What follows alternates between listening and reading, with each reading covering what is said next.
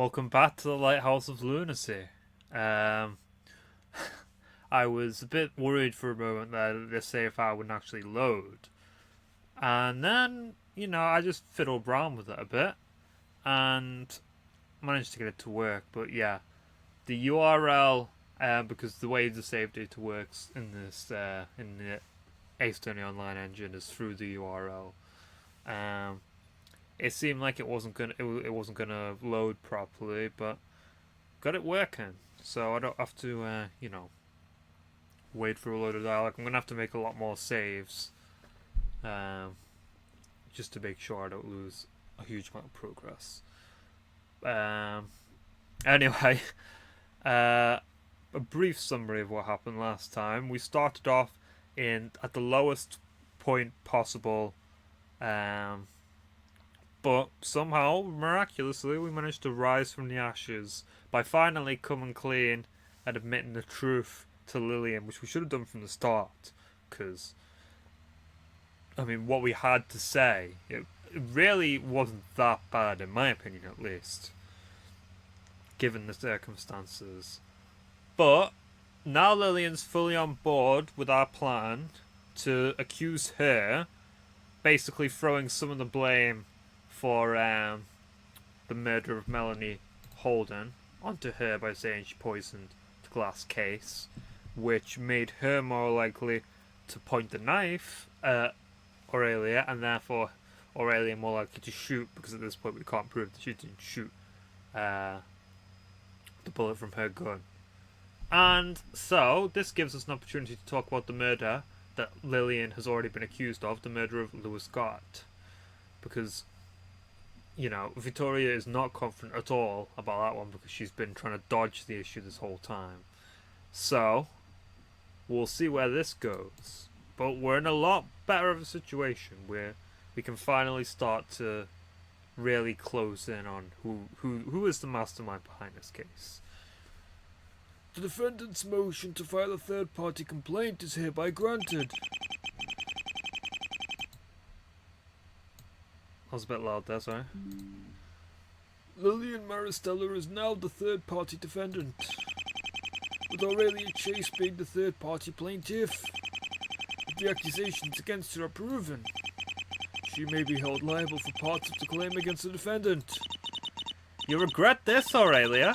You think you stand a chance against me when you can't even beat Victoria? It's a three-way match now. I'll wreak havoc on both of you amateurs. Mwah! Let's pray your stellar acting holds up. Get it, Stella? Oh, I love to joke around when I'm accused of murder. Anyway, I'd like to defend myself. There's nothing about Aurelia's theory that even merits a defense.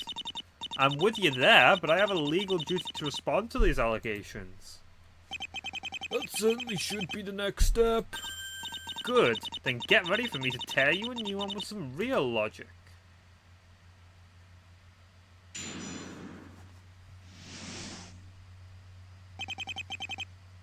Aurelia is stupid. Nice try, but your theory is nothing but hot garbage. Maybe I could have fed you the key, but I couldn't have gotten it. Never thought about that, did you? Your poison theory is speculative as heck. I'd also need crazy luck for that to work. Mr. Gardt also obviously wasn't killed by me. He was still alive when I left that room. I was just entering the autonomy room when I heard the gunshots.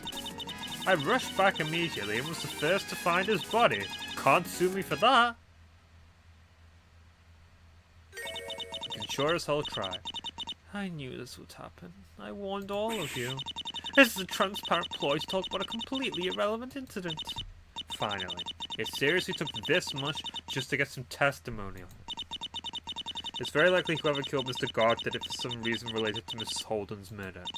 Even you conceded that much earlier. Not that it's worth arguing now. She's given testimony, and I'm allowed to cross-examine it. Unless you want to go first. I refuse to waste my time acknowledging that Philistine retainer of yours. Even Victoria knows she can't beat me. That should tell you something. I'm not letting you off the hook that easily now. You've deceived me for long enough. Very well. Your cross-examination, Miss Chase.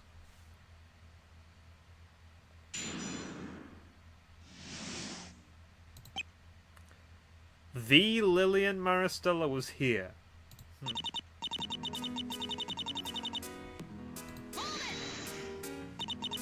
What makes you say it's that bad? Girl, you're literally trying to save your case by claiming we had a violent lesbian episode.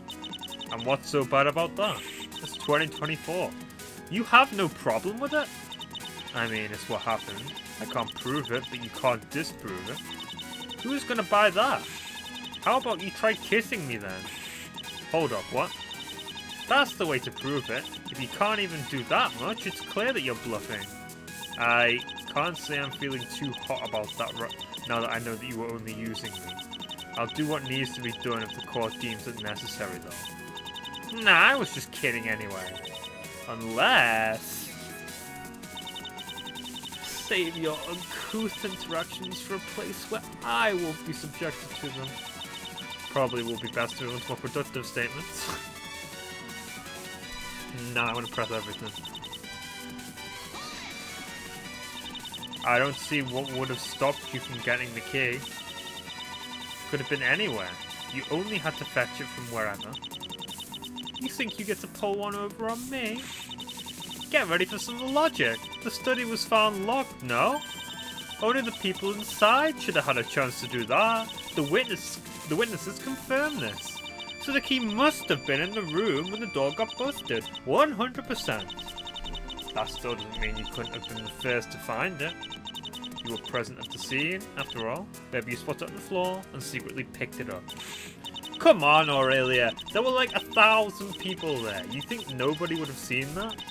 No way I could have pulled that without looking suspicious as heck. Things were very chaotic and they must have been distracted by the dead body.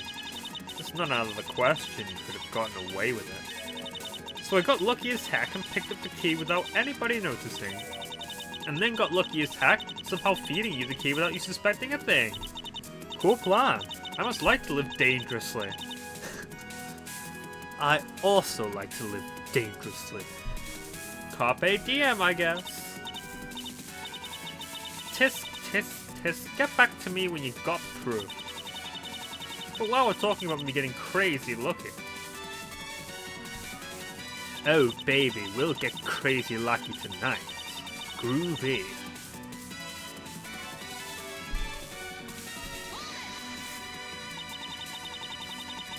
I'm assuming you were referring to the poison conveniently taking effect at the right time. But if it didn't kill the victim, but only made her more aggressive, this doesn't matter. Congrats! You explained away one of the many issues. What about the part where the victim conveniently cut herself? Ain't no way to predict that. How would I even plan any of this? How would I know she'd get this knife? How would I know about the poison? That might have worked with her daughter, but it makes no sense if it's me. Don't obliterate my case too hard now. I know my theory is on life support. There are only two things keeping me in this.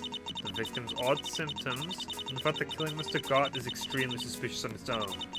Maybe it would be better to focus on getting more info on that for now. Speechless, huh? That's to be expected. Should have never accused me. You were no match from the start. For someone called Aurelia, you sure aren't very reliable.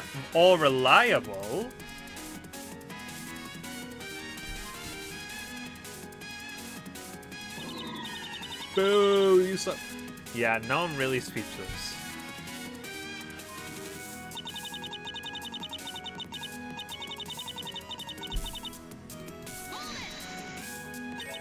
You left him alone in the room? Is there a contradiction there? I don't think anything that is here would. The joint affidavit?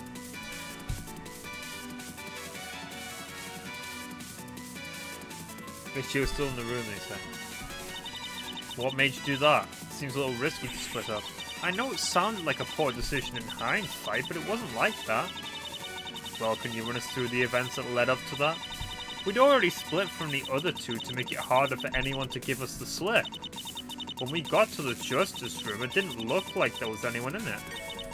The only suspicious thing in the room was the broken display case. It was already broken before you got there? Interesting. Yeah, we figured someone must have stolen whatever was inside. Anyway, when we were about to leave, the guard wanted to go back and check one final thing. He claimed his guard instincts were tingling. My guard instincts are tingling. Let me go check. His instincts hadn't been very reliable up to that point, so I felt he'd just be wrong again anyway. And he insisted I didn't come with him because if there really was someone, it'd be too dangerous. Well, I sort of get the logic. Unlike everyone else, he was wearing a bulletproof vest. I don't know if we took it seriously enough, though. We were too sure there couldn't be another gun. If you were going to confront a potential gunman, this was still the right call. The vest absorbed almost all of the shots. It was very unlucky that one of them hit a bad spot. If you'd been in the room and the culprit took aim at you, you'd have very likely died. Miss Chase, I thought you were suggesting Miss Morris still fired the gun.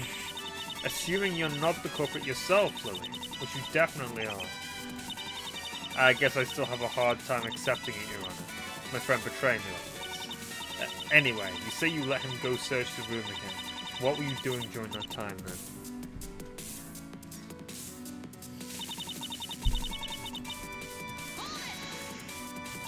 The autonomy room. I remember we get refreshed on what the rooms were. They went to the room on the left.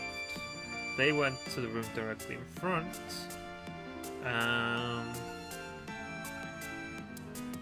So if they're coming from the lift, then we have the room in front they went into. The room on the left would have been the justice room. So she went to autonomy afterwards.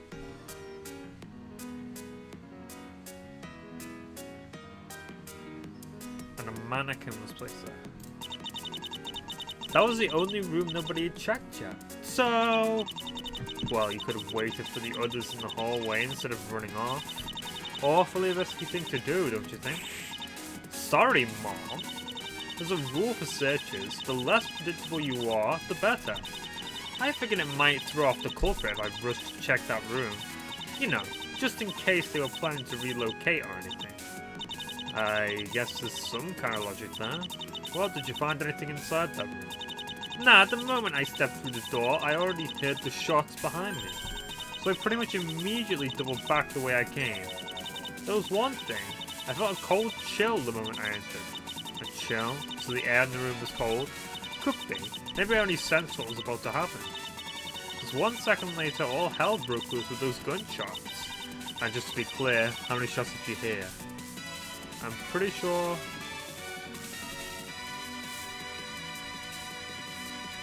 It doesn't say anything about windows, but a window might have been open. Yeah, there's definitely windows on the second floor I showed in this diagram.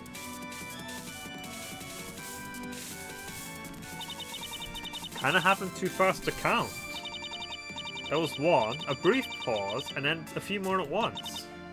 And you thought it was smart to rush straight towards that?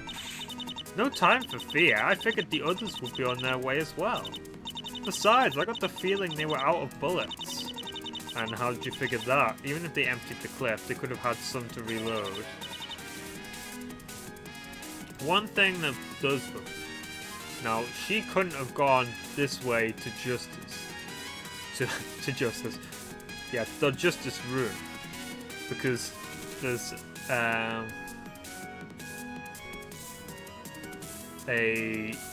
that's the filing cabinet from here, isn't it?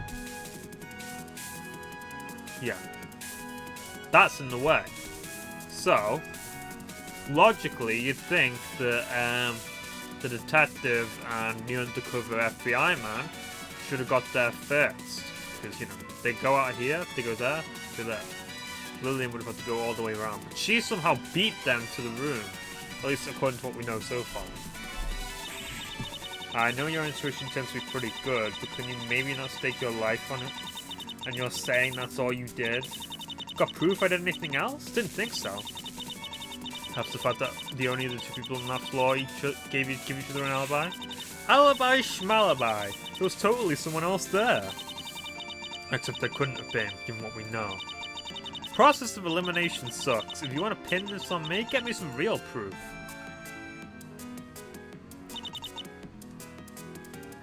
I feel feeling that's what we're supposed to contradict, but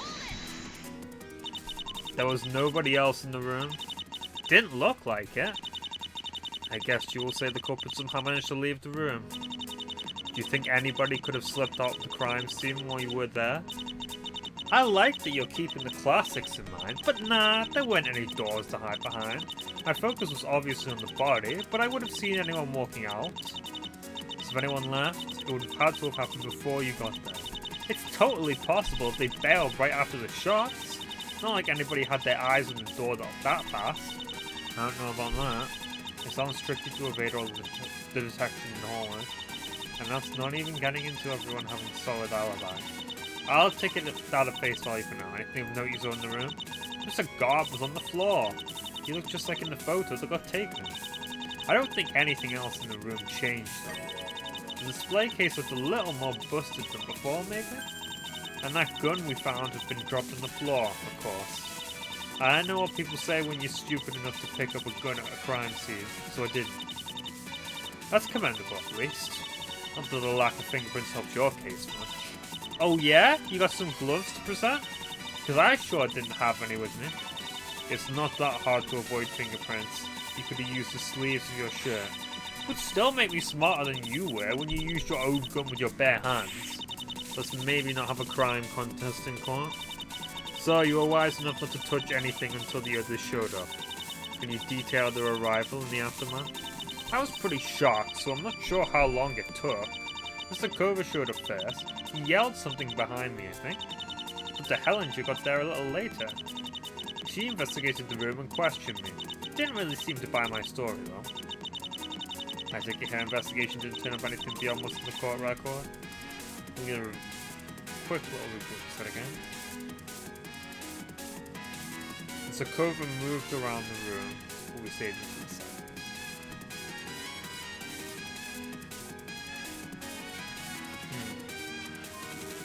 Since they immediately ran,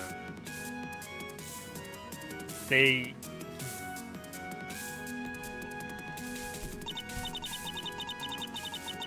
Well, she sure didn't find anyone hiding or something like that.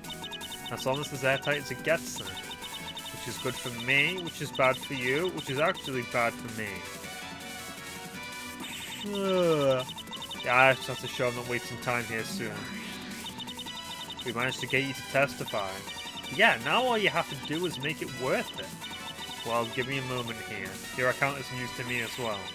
There wasn't a good chance to tell you earlier. What I can say is that I won't lie on the stand. This is really what happened. Mr. Gardt didn't deserve this. I should have left him alone. There is no way that the culprit could have predicted your movements. Unlike the first crime, it's very likely this one wasn't planned out that well. You should have a much better chance to pin down the culprit here. It won't be in vain. You think so? I have no idea how anyone could have pulled this one off. Maybe it was some kind of string trick to fire the gun remotely? We can come back to that after we sort out the blatant issues with your testimony. Issues? I didn't say anything wrong. Then you should be able to explain them when I point them out. Alright, try me. It might make it look bad initially if I point out contradictions. Not that it could really be looking any worse for in regards to this murder. There must be a clue hidden in the discrepancies that will help me figure out the bigger picture. I know where I want to present.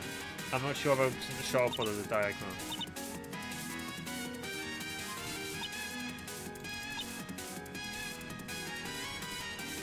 They both said they went immediately. But if they both went immediately, the others should have got that first.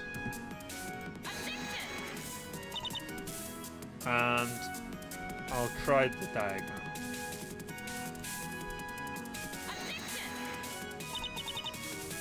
This evidence proves you wrong. To the common light, you must first acknowledge your actions have consequences. As such, Aurelia must be punished for these asinine claims. Maybe represent the affidavit instead. This distance reasoning makes sense. Let this penalty lay in you! Does that really make more sense than the point I tried to make?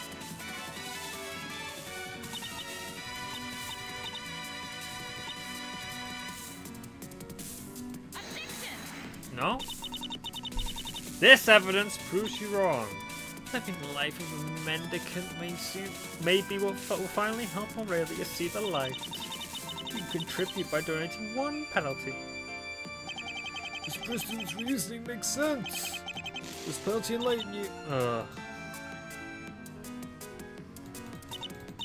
Maybe saying the autonomy room, because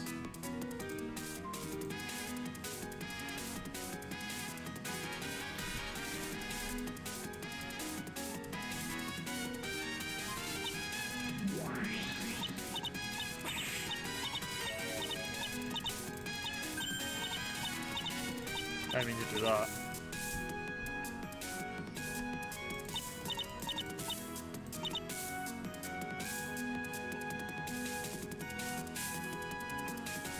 Could be the fact that... Oh, here's what I presented. It's time to come up with better lies, Lillian. This one won't fly.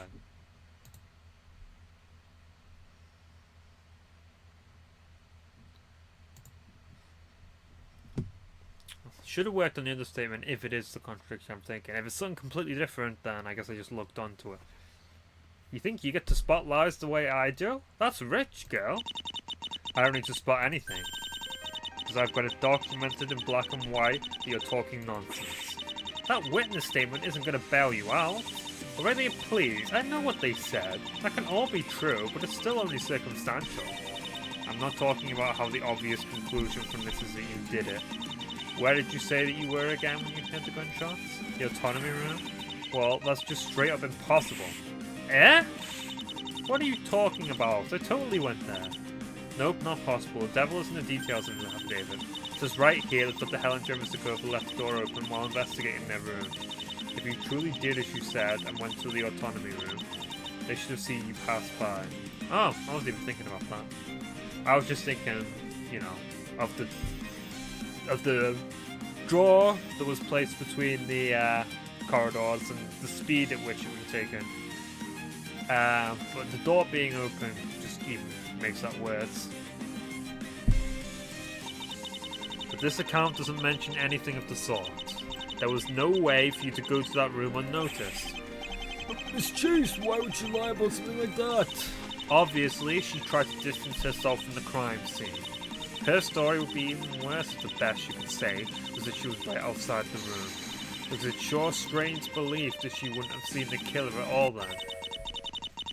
It's cute when you try so hard to sell your points. If you actually think this is a gotcha, you're just silly, Katsu explained. You should have spent more time looking at the other evidence. Use your eyes, it's a circular hallway. There are always two paths from one door to another. You assumed I walked clockwise to reach the autonomy room, but I actually walked counterclockwise. I know you're desperate to pin this on me, but try not to put words into my mouth. You went counterclockwise from justice to autonomy? But that's speechless, huh? Must be pretty embarrassing to miss something that obvious. I'll clarify it for you in my testimony. Hope that helps. Well, we know the contradiction there. Don't need to pass by beneficence. I used the other way around to move between the rooms. Something kind of in the way there. You're positive about that? Well, duh! If you've got a problem with that, why don't you come out and say it? There's a pretty obvious problem here, I would say. I wonder what it could mean, though. William's claims seem more and more like they have to be lies. Well, she'll willingly sign up for this, as I just have to point out and make sense of it later.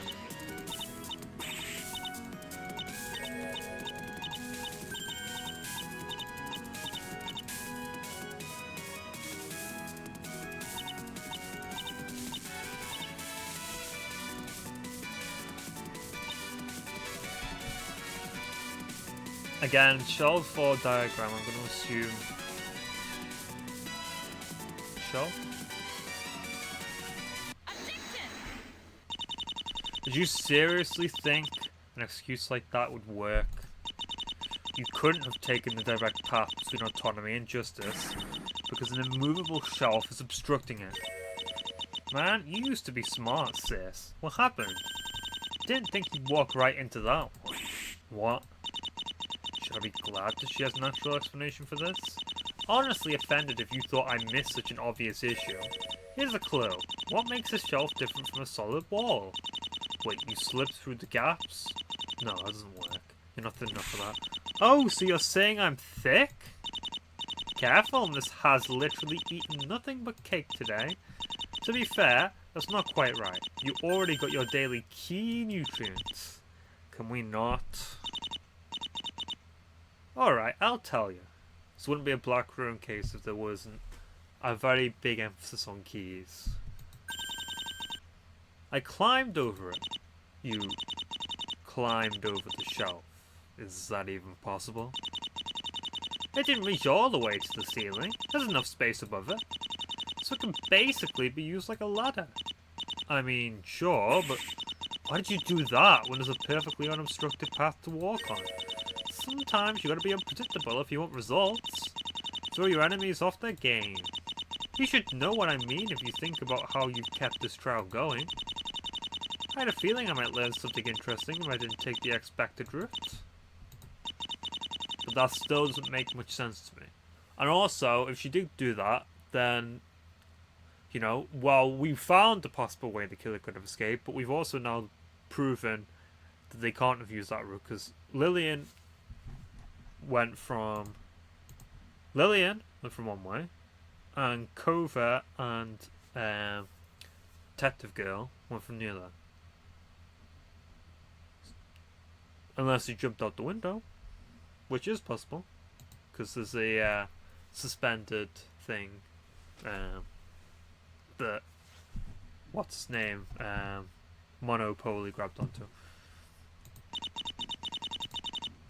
Seems like it's working as intended then. No, I'm saying there's literally still a major... Wow, I guess Victoria really was right. You're a little slow on the uptake today. I'll adjust my testimony so even scrubs like you get it. Is it just me or is she enjoying this a little too much?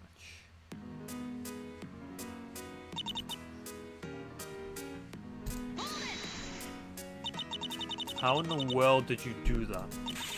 Get with the program already. How is this so difficult for you to grasp? A shelf is just like a ladder. You ever climbed a ladder? I hope so. You step on each board and push yourself up.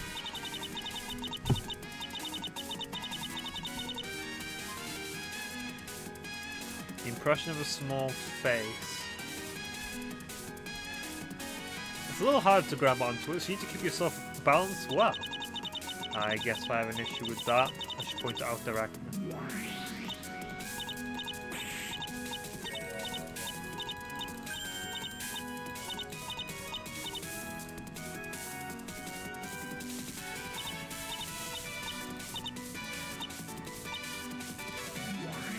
Oh, I could literally bother.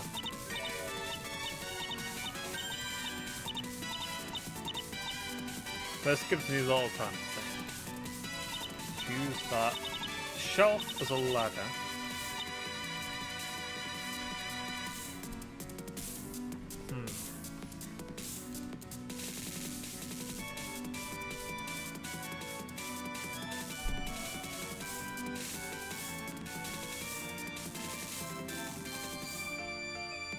Justice, beneficence, autonomy.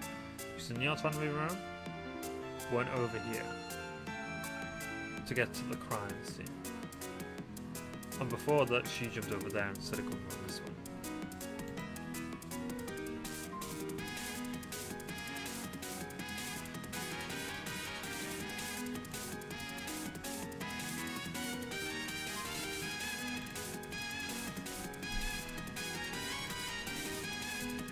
Anything else in the advertisement?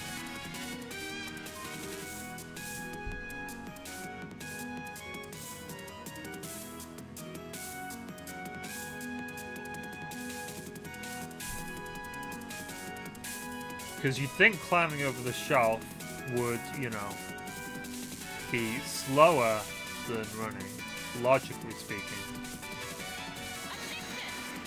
No? This evidence proves you wrong. Those who cling to lies cannot hope to reach deeper understanding. She should be firmly corrected here. It's for her own good. This Christian Teresa makes sense. It's about to enlighten you. I'm still siding with you already. I think that makes sense.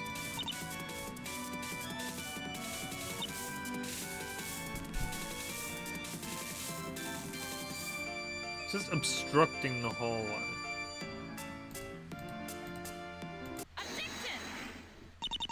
Alright, it's time we drop the excuses and talk shop.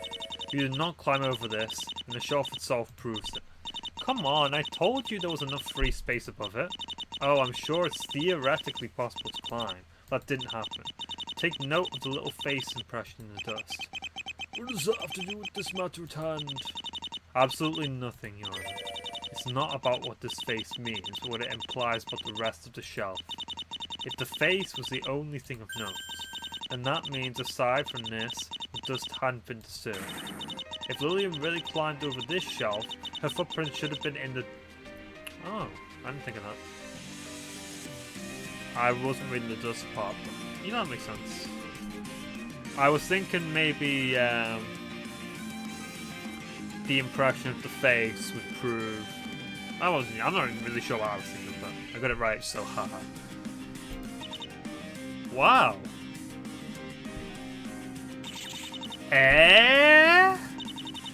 Can't explain that one away, can you? I totally climbed that shelf. What the heck? I'm afraid feigning ignorance isn't going to help you now. You've made one too many excuses and now we're caught up to you. What is going on here? Oh, we're supposed to congratulate. Well, you were wide awake for giving me penalties. Well, this thing isn't looking good, Miss Maristella. It seems there was no way you could have gone to the autonomy room as you claimed. Stop the presses for a moment. I guess I must have gone the other way then. You can't just casually change your testimony like that. What the heck? The other witnesses were totally allowed to do it. Oh well, I'm a well of creativity, you see? My imagination is vibrant. It's hard to dispute, alright. Well, that's hard to dispute, alright. I totally had the thought like, hey, wouldn't it be funny if I climbed over the shelf for no reason? But I must be misremembering what I actually ended up doing. Sorry, Chief. That is the third worst excuse I've ever heard a witness make. That's impressive. To make it that high on the list. We will take it as you being unsure which path you took. Doesn't really make a difference now, does it? I've already ruled out both paths, which would make it impossible for her to have left the room to go to autonomy in the first place. Although we know the truth that she went to autonomy. What that means is it's impossible for her to get there and back, based on what we know. So one of those assumptions, either the shelf not being climbed over, or them not watching the hallway. But we know she climbed over the shelf because she said she's going to tell the truth in her testimony. Even if you backtrack and say you went past beneficence, that just brings us back to this. What does an open door really prove? It's not like that affidavit says that they didn't see me pass by, no? Maybe they didn't think it was important enough to write down. Ever thought about that? Good call. I see what you're trying to do there. Well, it should be simple enough to confirm or deny that. I demand those two be called as witnesses to testify.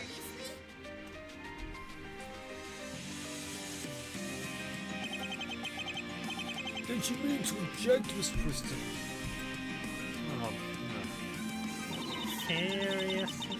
Is she actually still awake or just talking in her sleep? Hi, Victoria Preston. I'm the best at everything. I suppose I understand the sentiment you likely meant to convey. No doubt you'll accuse you of trying to force more testimony to delay the proceedings.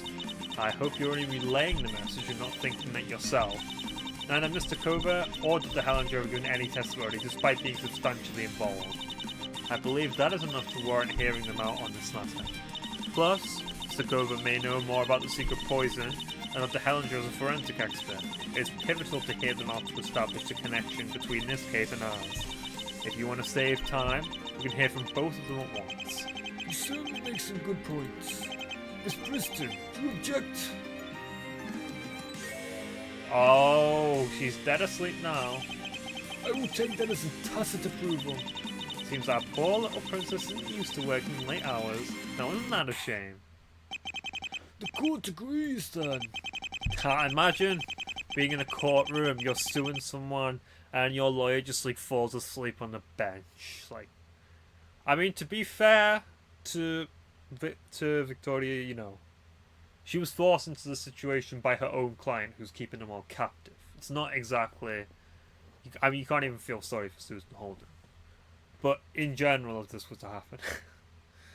Calling those two witnesses is the fastest way to determine the merit of those claims. Please step up to the stand.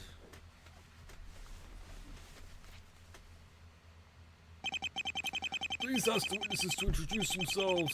Third-party plaintiff. It's my turn to do this, huh? We're quite familiar with both of you already. Still, please state your name and profession for the record. Dr. Celeste Hellinger, professional detective working for Alethea. I'm in charge of the investigation, as you all well know by now. The defendant is correct about one point. My testimony is the objectively fastest way to a conclusion. You certainly have been working hard so far. I gather it is my turn. My name is Ander Kov. I am your average local sweets merchant. You're still going to keep that up? We already know that's not your true identity. All of you must be very tired from these proceedings. Would you care for some refreshments, Your Honor? Oh, well, I suppose I wouldn't mind a cookie or two. What about you, Miss Preston? That extraordinary mind of yours is surely in dire need of sugar.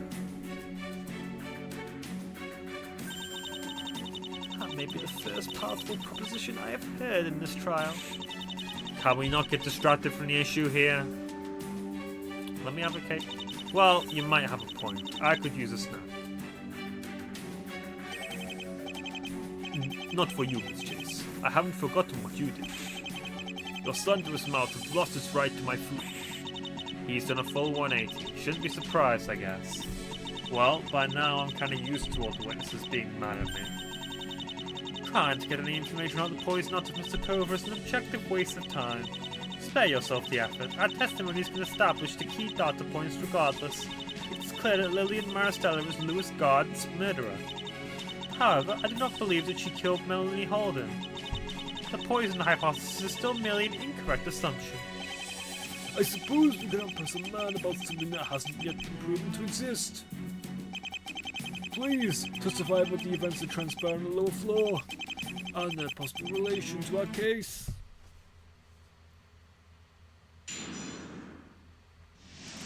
So he is being uncooperative, which means that theory I had long ago about him actually being him, I'm not giving up on it until it's been proven, because he's only presumed dead. Until it's been proven that he's dead and that he's not hiding somewhere else, until I see those two in the same room at the same time, in other words, I'm not giving up on this theory. Because if that is true, I will have called that way back when we first got their two profiles. I think that's when I looked at this.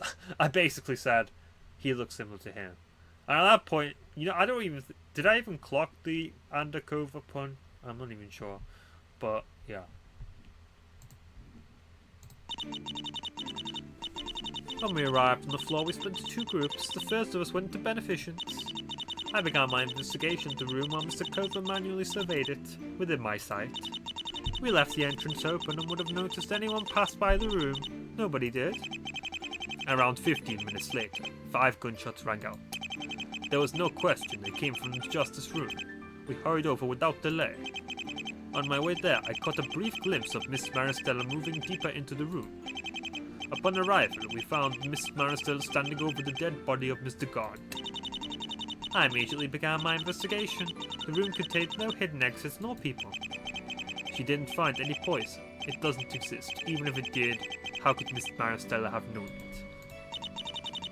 It is worth noting that no reliable means to remove such a substance were found. After that, we searched the rest of the floor clockwise, but found no additional persons nor passages. None of us possessed the means to fire a gun remotely. That leaves Miss Maristella as the only suspect. Well, that was certainly thorough. It lines up with what was already written in this affidavit. Did you assume otherwise? I made sure to note all the key facts. There's no point to say any more. Nobody disputes Lillian Maristella's guilt. And her being involved in the other murder is objectively implausible. Too bad, an affidavit can only cover so much. Now that you testified, we will have to see what details may come to light in the cross-examination. I know I cannot stop you. Do your worst. These are your witnesses, Miss Chase. You cannot cross-examine them. Wait, is that how it works? There's still a way to ask some questions, I hope. Of course, you perform what was called a direct examination. Right, I'll do that then. Finally got them! Well done. Getting these two to testify should hopefully give us some options. Yeah, they got to know something. This makes no sense though. I really climbed over the shelf. Something fishy going on with that. That contradiction must hold significance, but I think there's something else we need to focus on right now. There has to be an issue with this testimony. You know, the culprit. I mean, this is like a wacky sort of, you know, this tower was constructed to be like a wacky sort of, ooh, there's some kind of tricks going on because it's for a theme park. This is fixed in place and cannot be moved. What if there was some kind of mechanism to, like, I don't know, swap it out? And that mechanism was originally going to be used to swap some other things out that would make the room sort of function the way they were intended to for the Luna Park attraction. Does that make sense? I don't know, there's a wall here, could pull out and in and swap and I don't know. You think there'd be signs of that though, so maybe not.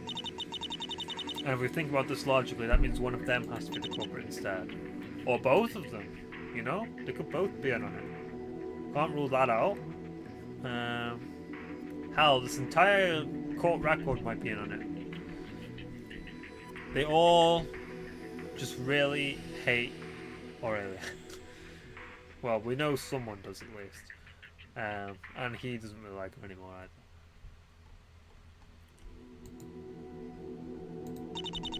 Neither of them gave me culprit vibes when I talked to them earlier. Couldn't it be someone else? Ah, but if he is him, as one of my commenters pointed out, he's a psychological expert. If he is him, he could sort of trick Lillian maybe, because she's the lie detector. But if he's already aware of that fact, he can sort of, you know, try and manipulate, you know. You know what I mean? Like, just sort of disguise his true intentions. We don't know how Lillian's power works. It could just be some... It could really be just some powerful intuition. It might not actually be a power like with the freezing time thing. Neither of them gave me culprit vibes when talking to them earlier. Couldn't it be someone else? It becomes fairly apparent if we take the circumstances for what they are. Let's assume some other person shot him. Where would they have gone?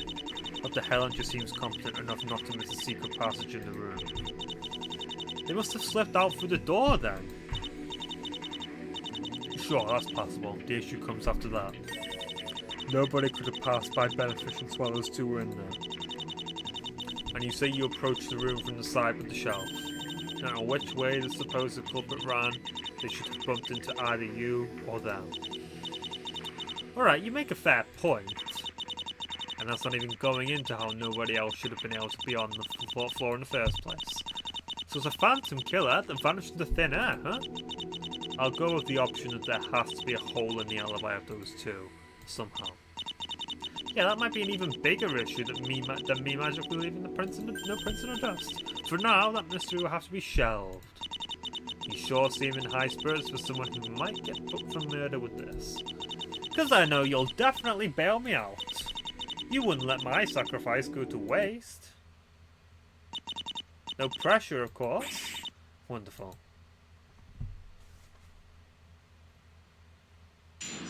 Direct examination.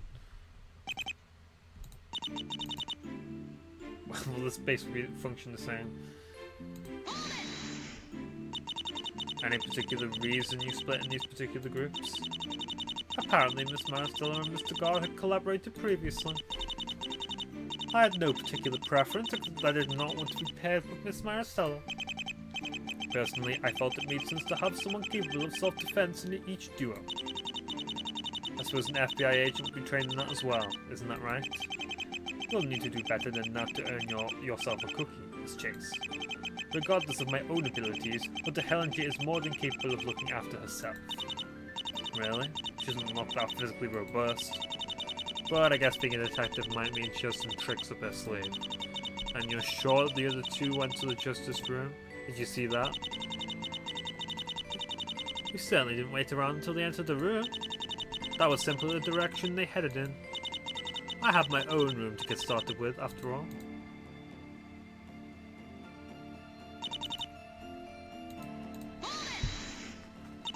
Interesting way to put it. You make it sound like your approach was different from his. You sufficiently observed my method to know the distinction is warranted. Oh right, you had your gadgets with you, huh? They're called hunt devices. Of course I took them with me. There's no point in investigating without my equipment. How did they help you exactly? I employed methods of ultrasonic testing and thermography to assess the room for defects. A good hiding spot may evade the human eye, but it cannot deceive the modern forensic technology. Now it makes me wonder what would happen if Sheeda went to the room with the broken display case. Again, this would fit with it being a spur of the moment plan rather than a, just a, oh, I somehow managed to know that they would investigate the room at this time and blah blah blah, but, chances are she would have got shot if that was the case. I can see that being thorough, I suppose. Mr. Cover, what did you do while she was busy with that? I wandered and looked at some things. That seems remarkably aimless in comparison. We didn't really know what to look for. The Reaper's ghost could have been anywhere. I figured he might have tried to use the chance to look for more dangerous government weapons. Well, his approaches seemed very different. One of you was stationary, while the other wandered around. And that room is pretty spacious. Can you really say you kept track of each other at all times, wasn't it? Correct. You would be incorrect to assume it wasn't possible because of the room's size. The rooms are fairly empty. The tallest objects there are a few shelves and a small pillars. Shelves, eh? So, someone could have swapped those shelves. Well, not according to fixed in place are going to move, but, could be some way of getting that shelf off.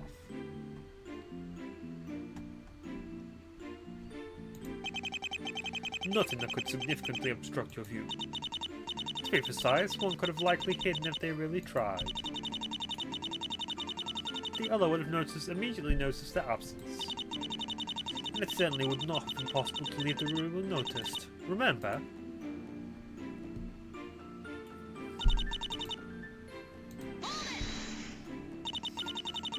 Lillian suggested she could have slipped past you.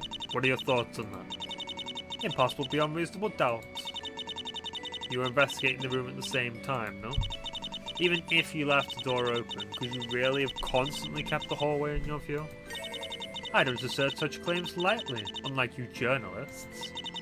It was my first order of business to set up a motion sensor facing the door. Even if I wasn't directly looking at the hallway, I would have been alerted if anyone passed by. That's pretty thorough, but I guess it makes sense you were wary of that. The worst problem in a search is your target being able to change position. With this, I think we can agree that this option has been adequately eliminated. Us humans may get distracted and blink. Machines do not. Well, machines can malfunction, but she probably has some way to tell if that happened as well. Definitely sounds reliable enough. Miss Maricela must have almost certainly lied about going to the autonomy room then. Absolutely. It's good that you were able to establish that, witness. Let's talk about what happened next.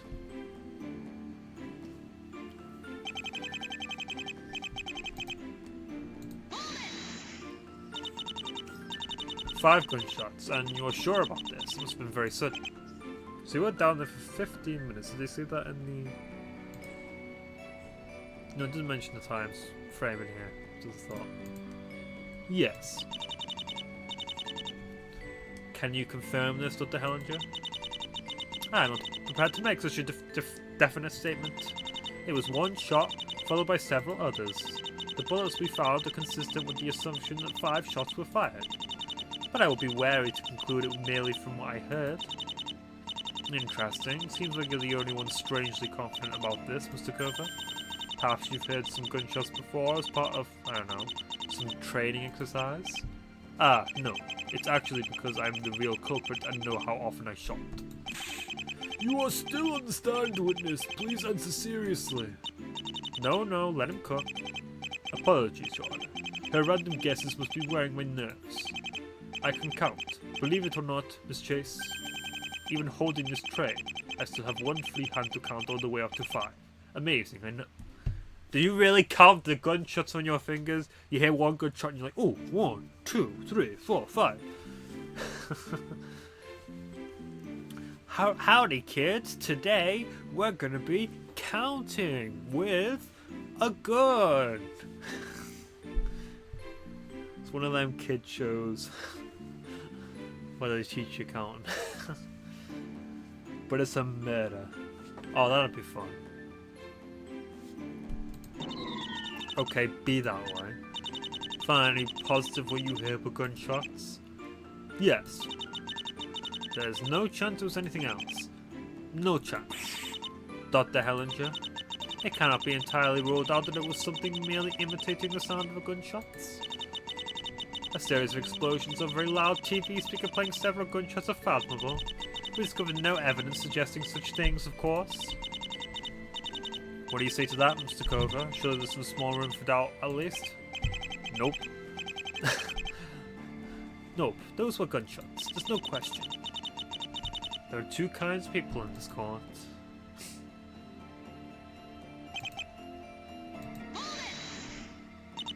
Can you be more specific about how fast your response was? A few seconds. We left the room pretty much immediately after realizing what we'd heard. And is there a chance anyone managed to get past you in the hallway? With all undue respect, we're not blind. Well, that was my impression that the hallway features some pretty bizarre patterns on the wall. Now, what I'm thinking is we need a way to prove that Lillian left Justice, climbed the shelf, and went to autonomy. Were there any fingerprints on the door to autonomy? Because if there were, you know, they split up here, right? She immediately sets up the motions into here. And, you know, that means Lillian can't have gone past there. So then we would know something had to be up at the shelves. Now, we can't go down into the lower floor without Susan Horton's permission, unfortunately. But, you know, this does seem to have some doubt. There also happened to be that life-size mannequin. Perhaps there was some way to hide behind it when you went past. Terrible idea. No cookies for you. There isn't enough space to hide behind the statue.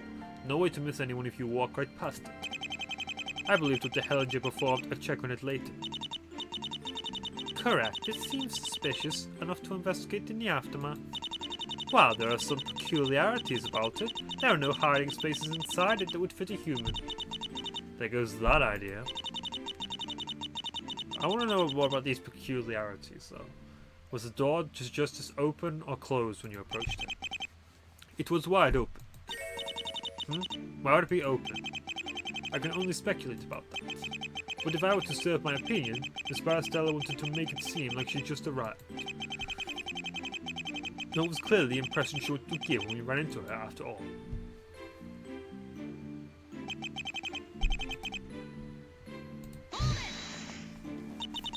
Are you sure it was her? I admit that I only briefly saw her back.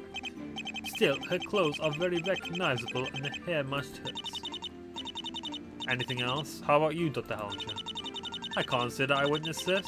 Mr. Cove was ahead of me. It just strikes me as a little odd. If Lillian shot him, she should have already been inside the room. But what you saw suggests she got in there mere moments before you. Maybe. Maybe not. She could have peeked out of the room, seen us, and decided there was no point trying to sneak out. Or she intentionally waited at the door to give the false impression she just arrived there to us. You called her a mystery maniac, did you not? These attempts at deception would be consistent with such a profile. I doubt that's the word I used, but fair enough. There's no good reason to have doubts about who I saw. It's obvious if you look at what happened next.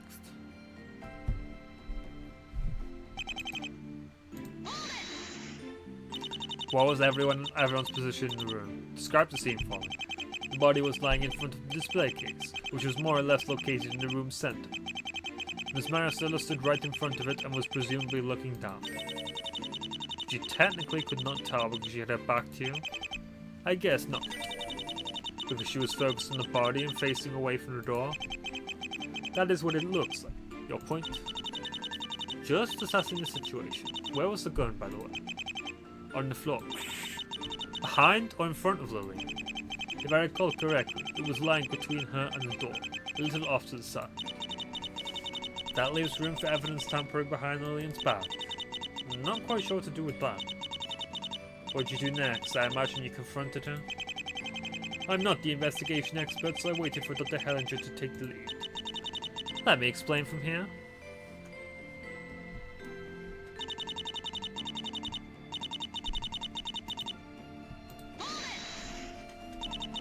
Please walk us through your steps in this investigation. First, we briefly queried Miss Maricela about what happened. Her testimony clearly necessitated a search of the room for any hidden factors. Thankfully, I'm equipped to reliably check every nook and cranny for cracks and openings. I was able to set up and investigate the room without any noticeable incidents. What did the others do during that time? They stood near the wall and watched.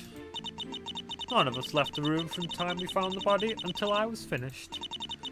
It's fairly safe to say neither could have moved or touched anything while I was busy. And what were your findings? Anything of note in the room? There really wasn't much of note, like I said. We have the display case in the middle of a nearby pillar.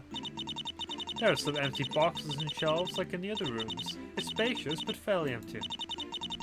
So the shelves in this room. There's no question whatever used to be there was moved out a considerable time ago. All the walls feature a repeating mouth pattern. Except for the curved outer wall, which consisted of windows identical to those on this floor. The pattern was objectively distracting. But it could not have concealed any hidden door or person from me. It's fair to have faith in that technology. What else did you do? After I was satisfied that nobody else was there, I investigated the body and nearby evidence. My findings are already in the court record thanks to Miss Preston. Did you confront Lillian with your findings? It was objectively preferable to not share the results of my investigation at that time. It's rarely prudent to inform a suspect too soon if they are under suspicion. Indeed, she did not even let us look at her screens while she went over the evidence. Well, a layman like me could not have made much of it anyway. There's one thing I can say for certain, though.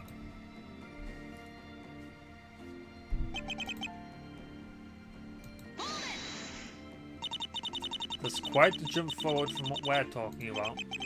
That is the reason you wanted to call us to the stand, no? The good things about snacks is that you don't have to wait for mealtime. We should just focus on the important point, which is that you are trying to avoid the blame for your crimes.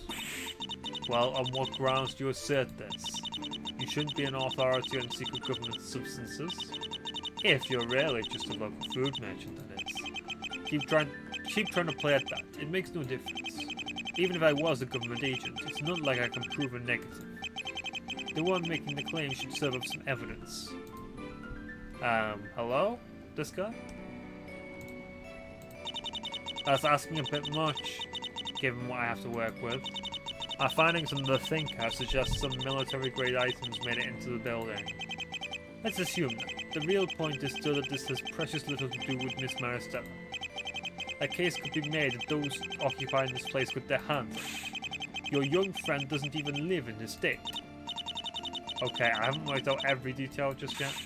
But there has to be a reason she killed Mr. Gardt. I can think of a reason that was mentioned earlier. We will see how long your mind games can cast doubt on it. The fact remains that no traces of this poison were found in the room. That Lillian was like a loyal servant of Aurelia who just did this crime to sort of push them down away from Aurelia, saying there's a bigger plot going on. That was the theory I think he's talking about. She could have just wiped it off with her sleeves or something, and get an extremely lethal poison on her clothes.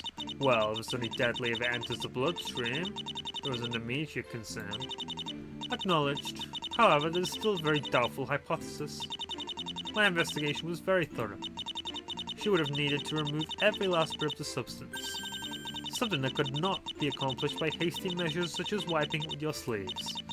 You'd at the bare minimum need some water to reliably clean it up, ideally some detergent. That's where this comes in. She was not in possession of that at the time.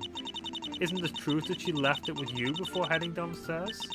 She had no subsequent chance to hand it back to you afterwards. Intentionally or not, the data you present is incorrect. Overplayed my hand there. Regardless, any cleaning measure should also have gotten rid of all the other tracks on the case. Traces on the case. Such as Miss Holden's blood. You are not going to say she cleaned the case and then somehow replaced that, no? While not impossible in theory, it clearly exceeds to mean she had it at her disposal at the time. Which means it wasn't on the glass case, it was on something else. Like the sheath. Or like the handle of the knife itself. There also would have been no reason for her to do something like that. Well, yes, but maybe this poison had some unique property which allowed it to be cleaned off easily. It is certainly very convenient to posit a theoretical substance with unknown properties. I hope you realise that you will have to prove that if you want to move forward. I'm looking forward to the peer review. That might be difficult because it's almost definitely wrong. Just gotta have it hold out until I find something else.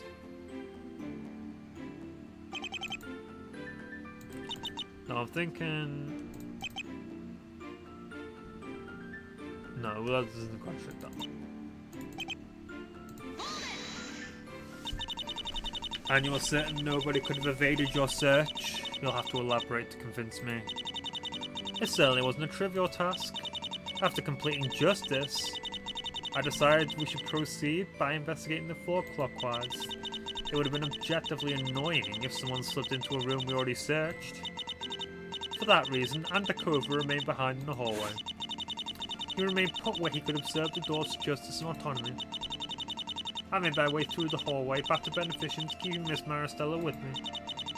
I had to start my investigation of the room from scratch to rule out anyone hiding in it. The door was left open like last time to keep eyes on the hallway. I told Miss Maristella to stay at the entrance to the room so she and Mr. Cover could watch each other. This minimized the possibility any of us could be ambushed unseen. The same procedure was then repeated for autonomy. I finished by investigating the shelf and those findings in the court record. That concluded the investigation. I told Mr. Cover to meet at the elevator.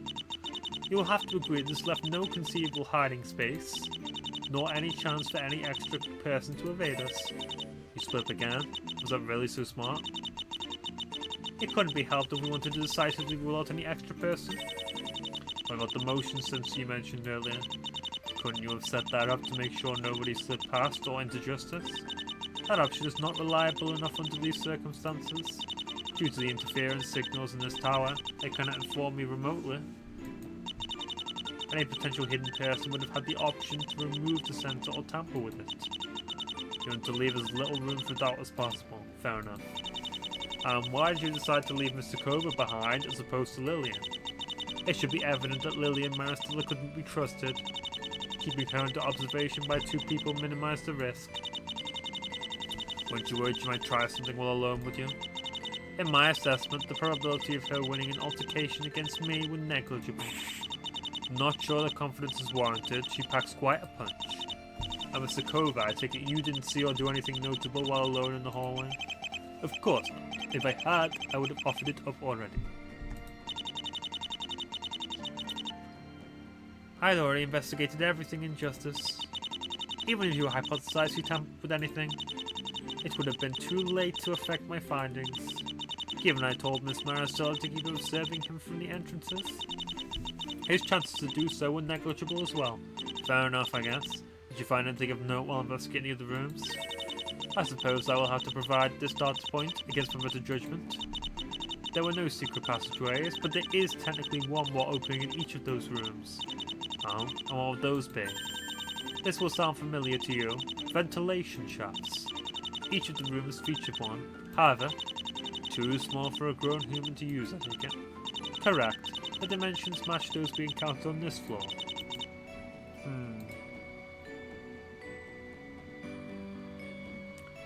Did any of them show traces that the cover was recently removed? The vent in Autonomy had a damaged cover.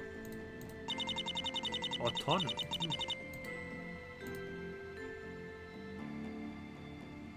I couldn't determine if that happened recently. Autonomy? That room is directly underneath the original crime scene, right? Oh yeah. It would be, wouldn't it? Studies there. The room Mr. Poley claimed he saw Dr. Lead in. That would appear to be the case, yes. And were there, like, any other traces that someone's been in there? Anything on the ceiling? You think I wouldn't have checked that? No, there was nothing else that stood out the room. Was the room unusually chilly compared to others? Not sure what you're getting at. There was no appreciable difference in temperature. I see, thanks. Vent cover seems possibly worth keeping in mind at least.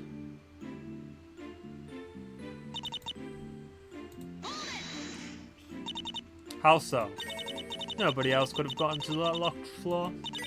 Nobody could have escaped from the crime scene without being detected. Nobody else could have still been on that floor after the crime, nor was there any way to leave. What else is needed? No matter how you calculate it, she's the only remaining suspect. If we grant all of that, sure.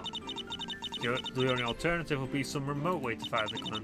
It doesn't sound like you can fathom anything like that. The gun was found lying on the floor. There wasn't any nearby furniture that could have been used to prop it up. Any notions of a literal remote control gun can be safely rejected. Tower's EM interference reaches that floor as well. Nor were there any trace of purely mechanical contraption present. There certainly should not have been a chance for any of us to remove something like that, either.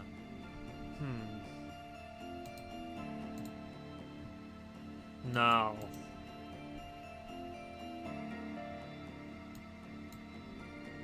we did find these holes before. But, I don't know. They don't have something to do with this bit. But there are 5 separate things, so it doesn't really make sense. If he was already lying on the floor and got shot from the ceiling, is what I was thinking there, but no. Doesn't seem likely. Except for Miss Maristella, when she was alone in the room. However, she had no need for such a thing. True. I guess firing the gun multiple times would require something more elaborate than, say, some string. Especially given how accurately it seemed to have hit Mr. Gardt. That's a fair assessment. At least there are some points we can agree on. Lillian said that she and Mr. Gardt searched the room together first before she left.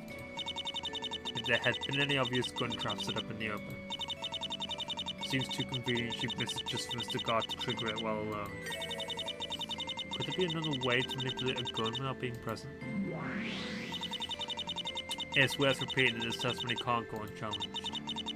So if you've got any ideas who to suspect, now would be the time. To be fair, one of them feels kind of weird to me right now. Really? Who is it? No, I don't want to bias you. They seemed fine when I talked to them earlier. I'm not sure I've got confidence in my hunch yet. Could it be... Huh? It's rare for you to be unsure about these things. What happened with Mr. Gardt affected confidence? I can tell what you're thinking, but it's not that. This one's just weird. I'll get back to you once I'm more sure there's something off here. We don't necessarily have the time for that. Hey, it's just your typical alibi problem. There's basically only 2 approaches. You either show the alibi has a weakness, or that having one doesn't matter in the first place. sound like pretty good approaches. I tried to focus on doing something with that. I tried to focus on doing something with that to show a weakness. For that, I'd have to prove the sequence of events couldn't have been as tidy as they claim. And to argue the alibi doesn't matter in the first place, well, that likely involves raising another possibility for how the murder was carried out. Either way, we probably won't be able to keep up this third-party pretense for much longer. It's time to go on the offense against these two. We haven't had to deal with Victoria for pretty much the whole episode, at least. But yeah, we overran a little bit there. I just wanted to make sure we press through this whole testimony and get all them statements. And next time, I'll see if I can figure it out, and then I have time to run the recording now, so I'll run the recording in a few minutes. So yeah, thanks for watching, and we'll see if we can crack these two later.